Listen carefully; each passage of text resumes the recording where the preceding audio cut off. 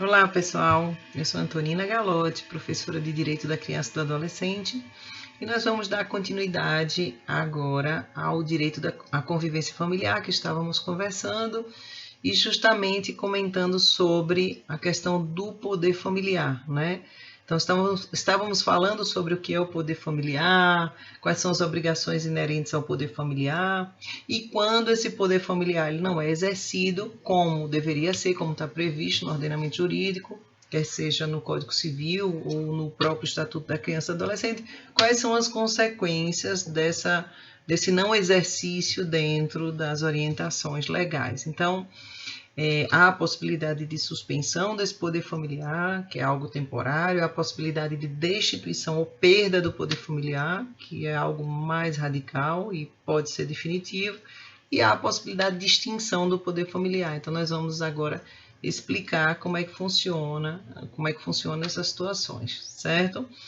Bom, estávamos conversando justamente sobre a perda do poder familiar e eu havia comentado que houve algumas alterações recentes na legislação, agora em 2018, sobre essa perda do poder familiar. Então, o que é que enseja para o pai, para a mãe, para ambos, a perda desse poder familiar? O que é que pode acontecer, o que é que eles podem provocar que a justiça pode determinar que esse poder seja afastado, seja perdido, seja destituído. Então, o artigo 1638 do Código Civil prevê a perda em várias situações, como está aqui ao lado, vocês podem ver, né? Em situações onde você exagere nos castigos, na forma de educar o seu filho, se você deixá-lo em abandono, ou você praticar atos contrários à moral e aos bons costumes. Então, pessoas que exercem atividades ligadas à prostituição, a entorpecentes, enfim,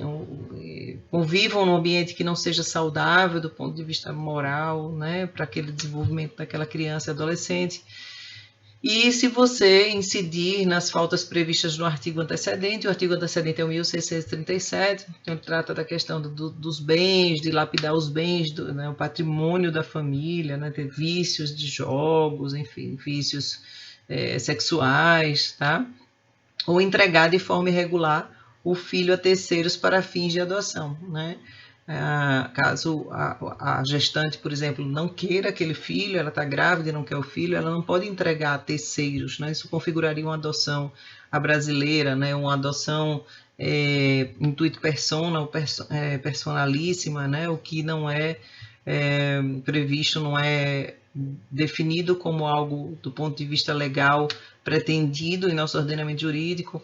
E aí, então, quando a pessoa não quer o filho por alguma razão, aquela gravidez foi indesejada ou provocada por algo que determinou essa sensação de não pertencimento daquele filho, né? Ela não pode abandonar, isso sim seria crime, mas entregar à justiça da infância com toda aquela equipe preparada para recebê-lo sem constrangimento. Então, isso aí não é crime e há toda uma previsão em nosso ordenamento jurídico para isso. Mas o que mudou? Isso aí não é novidade, isso já existia, né? O que realmente mudou agora em 2018 em relação ao poder familiar? Eu vou até ampliar aqui a visão de vocês para vocês entenderem, porque realmente é algo que trouxe uma complexidade bem interessante. Então, vejam, a Lei 13.715, agora em 2018, ela incluiu um parágrafo único no artigo 1638. Então, nesse parágrafo único, diz que perderá também por ato judicial, vejam que é por ato judicial, né? Então, decisão judicial, como eu falei no vídeo anterior, com direito ao contraditório, ampla defesa, até porque é uma decisão que impacta muito, né? Uma decisão que interfere muito na vida daquela família, você deixa de ser pai, de ser mãe daquele garoto, daquela criança, daquele adolescente. Então, há toda uma repercussão, há consequências muito fortes em relação à família, aos rumos daquela família daí por diante. Então, o que pode gerar essa perda desse poder familiar? Então, se houver uma prática de determinados crimes especificados no inciso 1 e no inciso 2, e no inciso 1 ele se concentra em relação aos crimes praticados contra aquela outra pessoa que tem o poder familiar. Então, por exemplo, o pai pratica o crime contra a mãe pratica o crime contra o pai, né? Ou ambos são detentores do poder familiar. Estou falando agora de famílias homoafetivas, né? Um pratica contra o outro, igualmente titulado do mesmo poder familiar. Quais são os crimes? Então, lá previstos na linha A e B: homicídio, feminicídio, lesão corporal de natureza grave, lesão corporal seguida de morte, crime doloso envolvendo violência doméstica, violência familiar, menosprezo ou discriminação à condição de mulher. E na linha B, o estupro ou crime contra a dignidade sexual sujeito à pena de reclusão. Então vejam que são crimes graves relacionados à vida, relacionados à integridade física, né, ou à questão sexual e de gênero e violência doméstica dentro do âmbito, né, familiar, praticado contra a outra pessoa que também tenha o poder familiar. Interessante que no inciso 2, já um pouco abaixo, ele trabalhou uma série de crimes muito parecidos com o de cima, né? Só que voltados ao filho, à filha, outro descendente. Então, quando o pai ou a mãe praticam contra esse filho dele, seja criança ou adolescente, ou essa filha ou outro descendente, também homicídio, feminicídio, lesão corporal de natureza grave ou seguida de morte, ou também envolver violência doméstica, familiar, menosprezo ou discriminação à condição de mulher, o estupro, né? O estupro de vulnerável, que é específico para pessoas, para adolescentes, né? Crianças e adolescentes, ou outro crime contra a dignidade sexual sujeito à pena de reclusão. Então, vocês vejam que houve realmente um incremento, uma ampliação do rol previsto no artigo 1638, né, com essa inserção do parágrafo único, ampliando essas possibilidades de perda do poder familiar quando houver situações de crime praticado contra o outro que também tem o poder familiar, como eu falei há pouco, né, por exemplo, o marido mata a mulher, ou espanca a mulher, a violência doméstica, só dando um exemplo, e no inciso 2, já mais abaixo, quando envolve a questão do crime ser praticado, né? Quando o crime é praticado contra o filho, contra a filha ou outro descendente, por exemplo, um neto. Nesse caso, ele perde, a mãe perde, o pai perde o poder familiar. Quem praticou o crime perde o poder familiar contra o poder familiar em relação aos filhos, tá? Então, qual foi a grande mudança, professora, nesse aspecto? Até antes dessa lei, dessa alteração, em 2018, a coisa funcionava da seguinte forma. Então, digamos que um pai que tenta matar, ele tem 2, 3 filhos, ele tenta matar uma das filhas numa situação de fúria, ele só perdia o poder familiar em relação àquela filha, certo? Se ele matava a esposa, não tinha impacto em relação direto à perda do poder familiar, né? Hoje, com essa ampliação desse rol de situações, se o pai pratica um ato desse contra a mãe ou contra qualquer dos filhos, ou um neto ou um outro descendente, ele perde o poder familiar sobre todos aqueles que ele detém esse poder familiar. Então, ele perderia o poder familiar em relação a todos os filhos. Recentemente houve um homicídio, um caso muito triste em Curitiba, um delegado da área de infância que, numa situação de divórcio, enfim, ele praticou um duplo feminicídio, ele discutindo com a mulher, resolvendo as situações do divórcio, ele adentrou a residência dela e ele acabou atirando nela e na enteada, que tinha acho que 15 ou 16 anos, estava ao lado da mãe na discussão, viu que a mãe estava discutindo com o padrasto, e acho que se envolveu na discussão e ele acabou matando as duas, elas morreram abraçadas na sala. O filho desse casal, a filha, tinha 10 anos, 9 anos, né? Aí estava dormindo no quarto, era filho de ambos, e presenciou, ouviu os tiros e levantou, né? Quando viu aquela cena da mãe assassinada com a meia-irmã na sala. Então, uma situação dessa caracteriza, a gente podia usar como exemplo, né, de perda do poder familiar, ele, por ter matado a mãe e a meia-irmã, ele perde o poder familiar, ele vai deixar de ser pai daquela outra criança que ficou lá, que assistiu e presenciou, ou mesmo que não tivesse presenciado, né, pelo simples fato de ter passado por essa situação aí e ter tido a mãe assassinada, ele já perderia o poder familiar sobre ela. Então, basicamente é isso, certo? Então, o artigo 23 do ECA também foi alterado e informa justamente, né, que se não houver nenhum outro motivo que autorize a decretação da medida, essa medida de afastamento do poder familiar, ele vai ser mantido na família de origem. Então, todos os esforços sempre serão feitos para que a criança e adolescente permaneçam na sua família biológica, na família onde ele nasceu, né? Ele só vai ser afastado se houver essas situações que nós comentamos aí do 1638 do Código Civil e incrementadas pelo parágrafo único, incisos 1 e 2 e alíneas, certo? Enfim, é interessante também destacar que, aqui eu vou até ampliar a tela para vocês, no artigo 23 do ECA, o parágrafo 2º, diz que justamente a condenação criminal do pai ou da mãe, de modo geral, ela não implica a destituição do poder familiar, por exemplo, uma situação de tráfico, de roubo, de furto, né? Aí coloca, exceto na hipótese de se ele for condenado por crime doloso, ou seja, intencional, sujeito à pena de reclusão, contra quem? Ou outrem igualmente titular do poder familiar, ou contra o filho, a filha ou outro descendente. Então é interessante vocês perceberem que o artigo 23 do ECA, parágrafo 2º, é um resumo, né, ficou condensado todo o parágrafo único do 1638, que traz aquela a lista dos crimes, né? Então o ECA ele não previu com tanto detalhamento, mas ele fez um resumo da alteração prevista no Código Civil no 1638, parágrafo único. Certo? Então veja que o impacto foi justamente nas duas, ao mesmo tempo, simultaneamente, tanto no Código Civil quanto no ECA. Tá? Bom, eu falei a vocês há pouco que havia uma diferença entre perda, suspensão e extinção do poder familiar. Então isso é importante, que as pessoas às vezes confundem, né?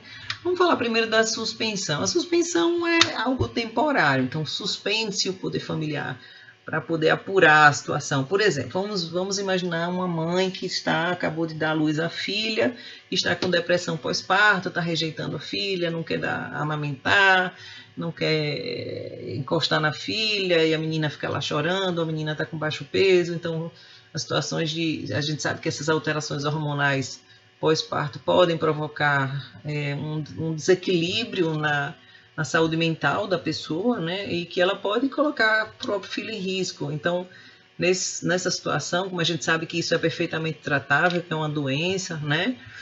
Você pode somente suspender o poder familiar, afastar provisoriamente esse poder familiar, enquanto a mãe vai ser tratada, medicada, acompanhada e perfeitamente, caso ela se recupere, e provavelmente se recupera, essa criança, esse adolescente, no caso da criança, estou falando agora do pós-parto, né? Então o bebê, ela volta ao convívio familiar, tá? Com a mãe que estará perfeitamente apta a esse acompanhamento.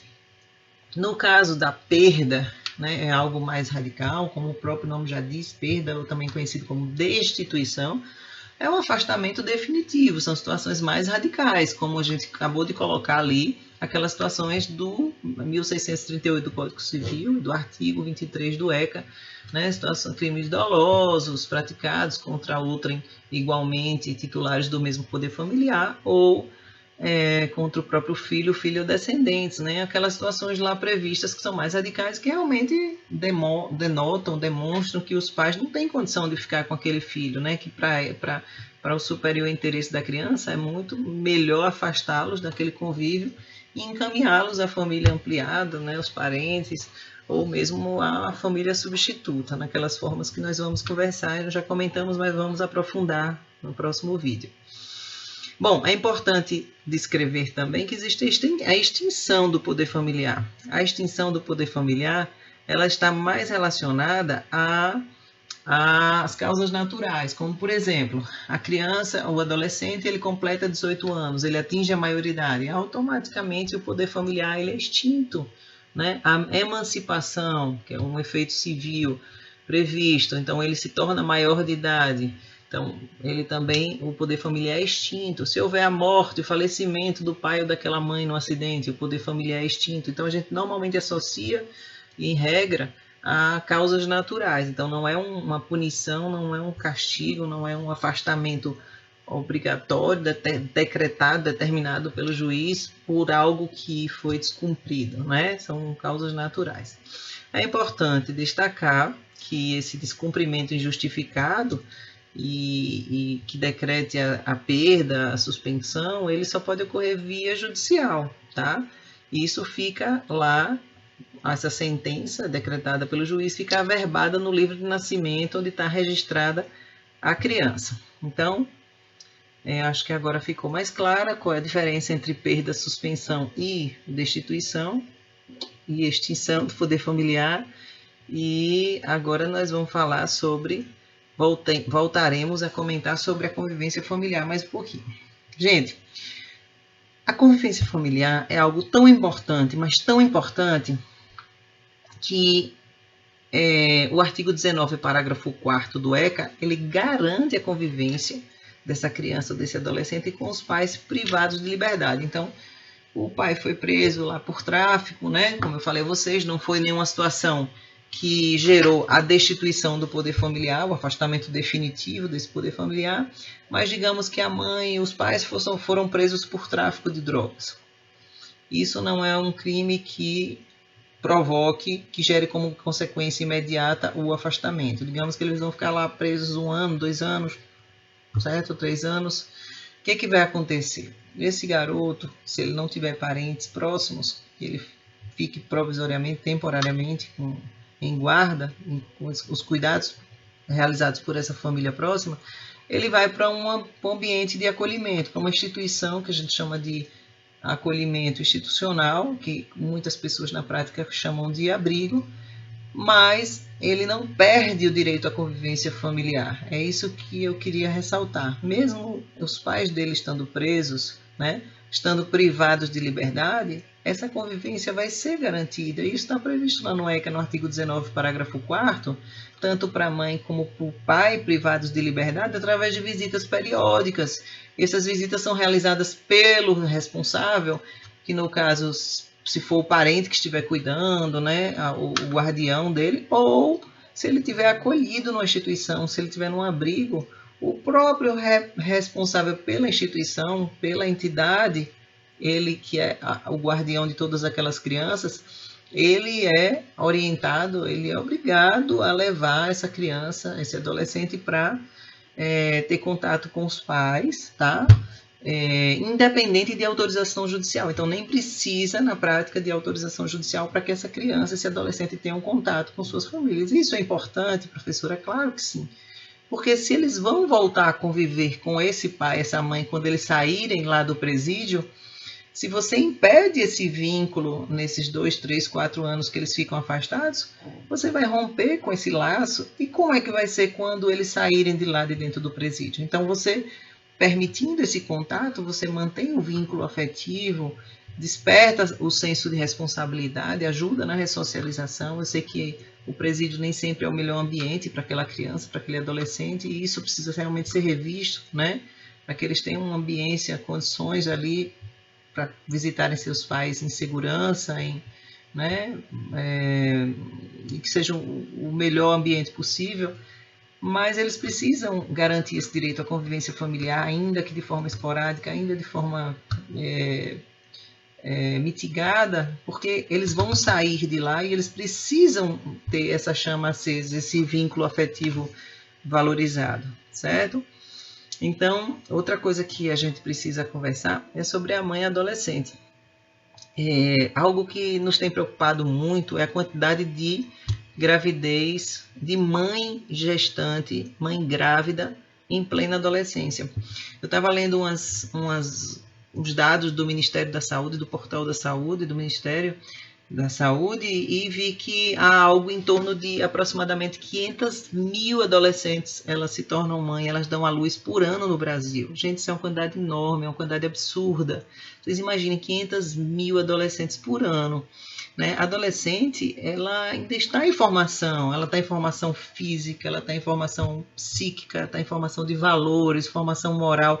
Ela não dá conta dela mesma. Imagine criar, educar, gerar uma criança, um bebê que vem ao mundo e que vai depender dela por bons anos aí ao longo da vida. Então, isso é algo que realmente nos preocupa. E isso aí a gente sabe que é consequência da gerenciamento da saúde, da falta de políticas públicas, de orientação, de empoderamento, né, de conscientização, de métodos contraceptivos, como também a gente não pode tirar a parcela da culpa da família, né, e da própria escola, que precisam gerar uma educação sexual que desperte para esse empoderamento e para as escolhas certas, né, para todo esse acompanhamento do jovem, do adolescente nessa fase da descoberta sexual, para que isso não venha gerar uma gestação.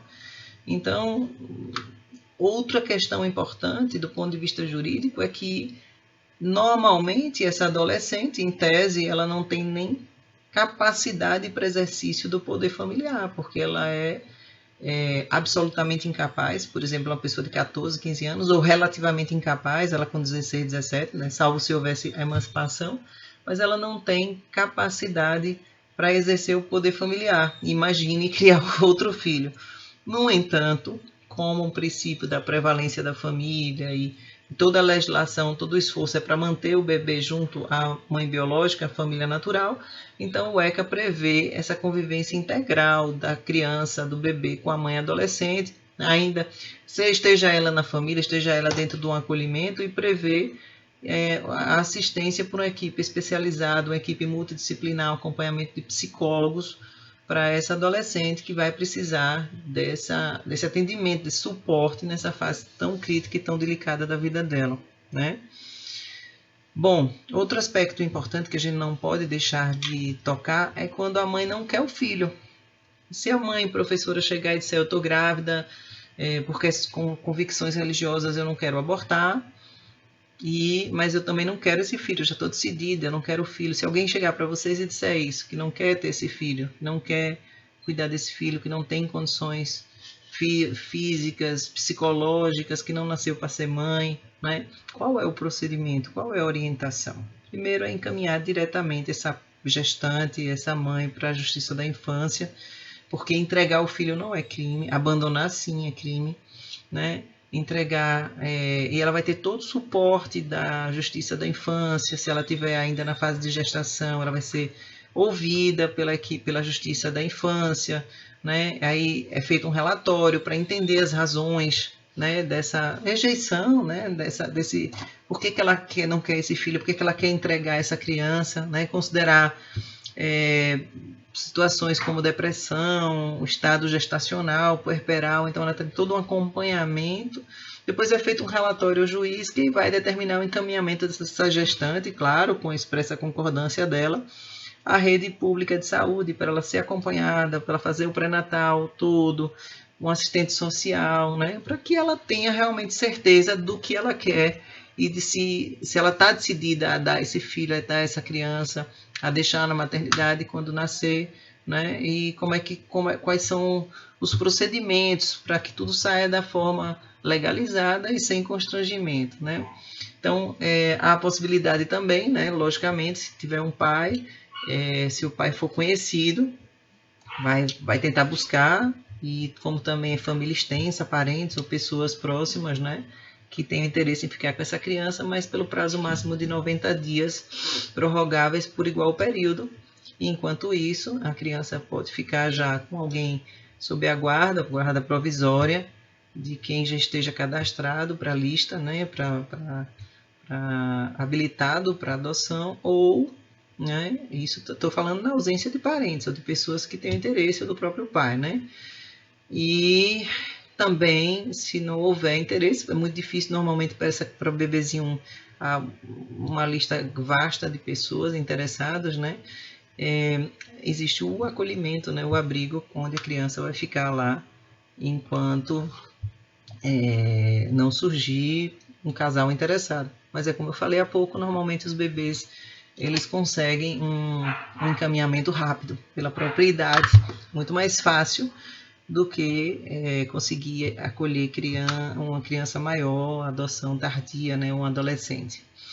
Bom, outro tema interessante, importante que eu queria falar para vocês é sobre o apadrinhamento, né? Você já deve ter ouvido falar, né, em como é que funciona apadrinhar uma criança, apadrinhar um adolescente, né? Então, normalmente existem várias crianças dentro de um acolhimento institucional, existe o acolhimento familiar, mas vamos falar primeiro do institucional, o tal abrigo. Dentro de um abrigo, dentro de um acolhimento, existem várias crianças e adolescentes lá dentro. É importante destacar que nem todas ali estão prontas, estão aptas à adoção. Uma parte delas sim, outras não. Algumas ainda podem voltar para a família natural, por exemplo, a mãe que está tratando a depressão, estão só com o poder familiar suspenso, então ela pode ainda retornar para a família de origem. Outras já estão em processo de destituição do poder familiar e aguardando a adoção, né? Enquanto isso, elas ficam lá no acolhimento, quando não tem parentes, né, como eu falei, pessoas próximas, elas ficam lá no ambiente de acolhimento, num programa institucional. Então, há a possibilidade de manter vínculos externos à instituição, para efeito de convivência familiar e comunitária, né, justamente para despertar esse vínculo, né, com a comunidade, a possibilidade dessa criança ter padrinhos, ter madrinhas, né, que possam estimular os aspectos social, moral, físico, educacional e até financeiro. E quem pode ser padrinho? Qualquer pessoa maior de 18 anos, né, que esteja cadastrada no programa de apadrinhamento, que não esteja inscrito no programa, no cadastro de adoção, porque é muito complicado a pessoa estar inscrita no cadastro de adoção e ficar apadrinhando como uma forma até, às vezes, como já houve casos na prática, de burlar a fila, né? De tentar romper, quebrar essa fila, furar, entre aspas, a fila de adoção. Então, só podem ser padrinhos e madrinhas pessoas que não estão cadastradas lá na fila de adoção, certo? Então, aí elas podem se cadastrar como padrinhos e madrinhas acima de 18 anos. E pessoas jurídicas, professora, além das pessoas físicas, pessoas jurídicas também podem ser padrinhos e madrinhas, sim, elas podem, né, justamente para colaborar financeiramente com o desenvolvimento. Elas não têm como dar o suporte emocional, moral, físico, mas podem dar um suporte financeiro. Isso é muito bem-vindo também no programa de apadrinhamento. Outra coisa interessante e importante aqui a ser destacada é a prioridade do perfil. Normalmente, para participar do apadrinhamento, dá-se prioridade a pessoas com uma idade mais avançada, que tenham uma possibilidade menor de ser adotados, uma possibilidade remota de ser reinserido no ambiente familiar, certo? Então, os programas de apadrinhamento, que são apoiados pela Justiça da Infância e da Juventude, eles podem ser executados tanto por órgãos públicos, mas também por pessoas da organização que façam parte da sociedade civil, tá? É importante destacar que, se houver a violação das regras de apadrinhamento, os responsáveis pelo programa e pelo serviço de acolhimento devem imediatamente violar a autoridade, notificar a autoridade judiciária competente. Então, é um programa que é totalmente acompanhado, fiscalizado, né? Como eu falei a vocês, porque na prática, às vezes há riscos da pessoa utilizar como uma ferramenta para se aproximar da criança, do adolescente, criar vínculo, criar laço e querer entrar na justiça alegando a existência desse laço. Então, as regras têm que ser muito claras, têm que ser muito transparentes, e qualquer situação que viole essas regras deve ser notificado à Vara da Infância, à Justiça da Infância, tá? Bom, como o vídeo está ficando um pouquinho longo, eu vou parar aqui, já temos mais 30 minutos, e depois eu vou fazer um terceiro vídeo só para diferenciar para vocês o que é acolhimento familiar e o que é acolhimento institucional, que já viemos falando aqui ao longo da aula, mas não especificamos, não detalhamos a diferença entre um e outro, tá bom? Vejo vocês daqui a pouco.